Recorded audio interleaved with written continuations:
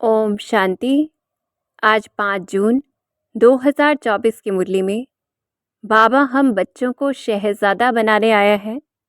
इस समय साहिबजादे हैं तो भविष्य में शहजादे हैं, और विशेष धर्मराज स्वरूप से बाबा पक्का करा देते कि बुद्धि जामड़ी नहीं या डल नहीं होनी चाहिए, विशाल बुद्धि होनी चाहिए।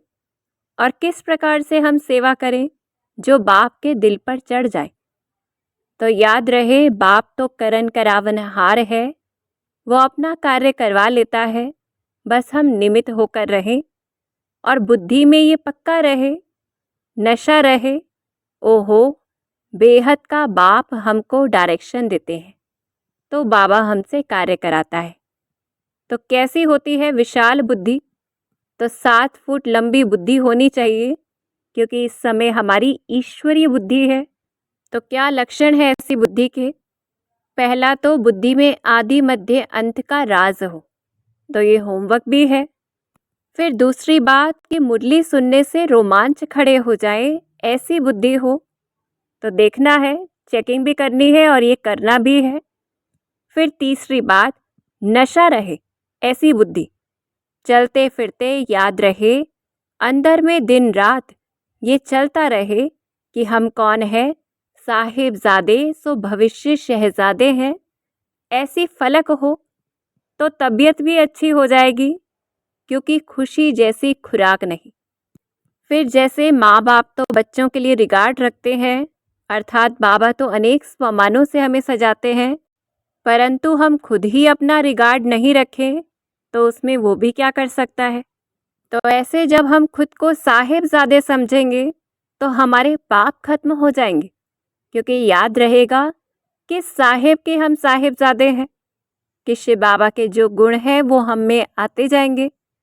फिर कुछ भी मांगने की भी परवाह नहीं रहेगी, क्योंकि हम तो कौन है, भविष्य शहजादे हैं। फिर शहजादे जाकर बनेंगे भी। तो जैसे बार बार जो संकल्प किया जाता है वही हमारी स्थिति बन जाती है, तो ऐसे प्रैक्टिस करनी है। फिर विशाल बुद्धि और कैसी होती है? तो ये चौथा लक्षण है कि सारा दिन बाप की याद रहे। तो जितना परसेंटेज में बाबा की याद रहती है, उतना परसेंट कहेंगे विशाल बुद्धि। सिर्फ समझना है कि हम तो बाप के सामने बैठे हैं। जितना ऐसे बाप को याद करते रहेंगे तो विकर्म भी विनाश होंगे, तबीयत भी अच्छी हो जाएगी, और हम इस वैशाल्य से शिवालय में चले जाएंगे। शिव बाबा को याद करके भोजन भी बनाएंगे तो उसमें ताकत आ जाएगी। परंतु अगर बुद्धि डल है, जामड़ी है, अर्थात बाप को याद नहीं करते हैं, तो नास्तिक कहलाएंगे। और योग बल न होने के कारण फिर खुशी भी नहीं रहती है। फिर अनेक प्रकार की बातें आती हैं, अर्थात विघ्न रूप बनती हैं। फिर इच्छाएं होती है कि हमें तो ये चाहिए, वो चाहिए। तो चेकिंग करनी है, खुशी के लिए हम अनेक साधन ढूंढते रहते हैं, या ज्ञान योग धारणा सेवा में ही खुशी रहती है। फिर विशाल बुद्धि का 5वां लक्षण जो हमें धारण करना है कि सर्विस में दधीची ऋषि मिसल हड्डियां भी दे देनी है। इसमें विशेष कर्मणा सेवा से शरीर को गलाना है।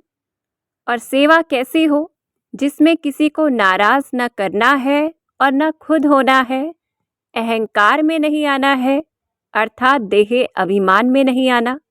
तो धारणा के आधार पर सेवा करनी है, और विशाल बुद्धि बन हर एक को बताना है कि हम सभी भाई भाई हैं आपस में, और आप समान बनाना है उनको भी। मित्र संबंधी आदि सबको बाप का परिचय देना है, धारणा मूर्त होकर कि वो भगवान जो सच्चा साहिब है वो अब आया हुआ है, और हम उनके बच्चे ब्रदर्स साहिबजादे हैं। फिर इसमें अगर धन के द्वारा हम सेवा करते, परंतु जमा किया पहले और अब सिर्फ यज्ञ से खाते रहते, तो वो खत्म हो जाता है, बल्कि और ही खाते में हमारे चढ़ जाता है। फिर बाप तो गरीब निवास है। फिर बाबा निर्माण भी बन जाते, निरअहंकारी होकर कहते कि बाप तो पैसे कहाँ से लाएंगे, बाबा के बच्चे बैठे हैं, आप पे ही भेज देंगे, सेंटर्स बच्चे ही चलाते हैं। परंतु ये भी बाबा अटेंशन खिंचवाते कि कभी फिर ये ख्याल नहीं आए कि हमने इतना दिया और दूसरी तरफ कई बार मदद करने वालों की खातिरी भी की जाती है, तो ये भी ना रहे कि हमारी खातिरी नहीं हुई। तो ऐसे बाबा हमें सिखा रहे हैं कि कैसे हमारी सेवा में जमा हो, क्योंकि अनेक संकल्प विकल्प हमारी सेवा के मार्क्स को कम करते जाते हैं। फिर हमारी तो सर्विस ही है किसी को भी अमर लोक का वासी बनाना, थोड़े में ही सबको बाप का संदेश देना है, बड़े रमजबाज होकर, होशियार बनकर, युक्ति युक्त होकर समझाना है मन मना भव, और किसी भी प्रकार की अशांति ना हो, शांति से सेवा करनी है, मनसा वाचा कर्मणा करनी है, क्योंकि जब संपूर्ण रीति सेवा होती है तो ही हमें खुशी होती है। और बाबा प्रेरित करते कि विलायत में जहाँ ये सेवाएं मुश्किल है वहाँ भी बच्चे सेवाएं कर रहे हैं, तो हमारे लिए तो और सहज है।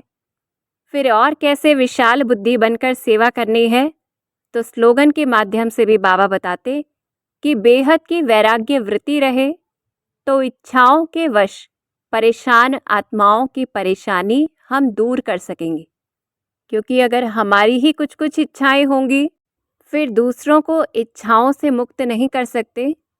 इसलिए डल बुद्धि या जामड़ी बुद्धि नहीं हो, क्योंकि फिर क्या होता है, कोई चीज़ नहीं मिलती तो रूठ पड़ते हैं। अथाह सुख वैभव चाहिए फिर तो, ताकि तबीयत अच्छी रहे। मित्र संबंधियों को भूलते ही नहीं है, अर्थात उन्हें ही याद करते रहते, तो बाप को याद कर नहीं सकते। रग रग में भूत भरे हुए हैं, अर्थात 5 विकार हैं, तो पद भी कम हो जाता, और ऐसे देह अभिमानी होने से धारणा भी नहीं हो सकती। तो अपनी चेकिंग करनी है कितनी परसेंटेज में बुद्धि डल है और कितनी परसेंटेज में बुद्धि विशाल है। तो इसलिए बाबा अंडरलाइन कराते कि सर्विस बगैर तो क्या पद पाएंगे, तो मुख्य तो सर्विस से ही हमारे मार्क्स जमा होते, जो ज्ञान युक्त, योग युक्त और धारणा युक्त हो। तो इस आधार पर जितना हम मददगार बनते तो ही उच्च पद पाते और तो ही भगवान की दिल पर चढ़ सकते। इसलिए अपने दिल से हर एक को पूछना है, तो हम इसी समय पूछें कि हम इतने मीठे बाबा की क्या सर्विस करते हैं। देखना है कि रोज़ की रोज़ हम कितनी सर्विस करते हैं, हर दिन की चेकिंग करनी है। हम भेड़ बकरी तो नहीं है कि जो सिर्फ खाते रहते हैं। क्या हम सबको राज़ी करते हैं, क्योंकि सेवा कितनी की उससे ज़्यादा मायने रखता है सेवा कैसे की। इसलिए ऐसा हमें शहज़ादा बनना है, क्योंकि श्रीमत पर चलेंगे, महारथी बनेंगे तो ही शहज़ादे ज़रूर बनेंगे। और अगर कोई सर्विस नहीं करते, खाते पीते रहते, 21 जन्म फिर सर्विस करनी पड़ेगी, दास दासियाँ जाकर बनेंगी। तो इसलिए बाबा इस दुनिया से भी वैराग्य दिलाते कि ये कितनी बड़ी दुनिया है, कितने मनुष्य हैं, कुछ भी रहना नहीं है, किसी भी खंड का नाम निशान नहीं होगा।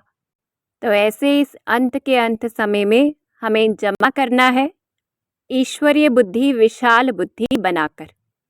अच्छा, ओम शांति।